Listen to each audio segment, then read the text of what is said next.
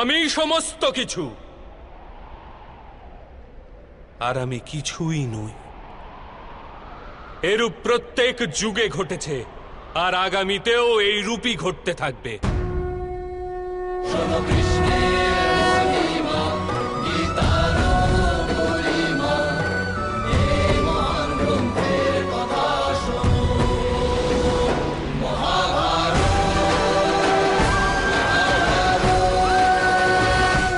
যখন তুমি আত্মজ্ঞান প্রাপ্ত করবে পার্থ, স্বয়ংকে আমার সাথে যুক্ত করতে পারবে।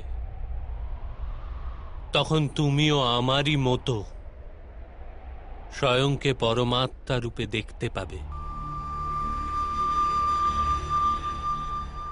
কিন্তু সেই পদ প্রাপ্তি করার হেতু আমার প্রতি সম্পূর্ণ সমর্পণ অনিবার্য।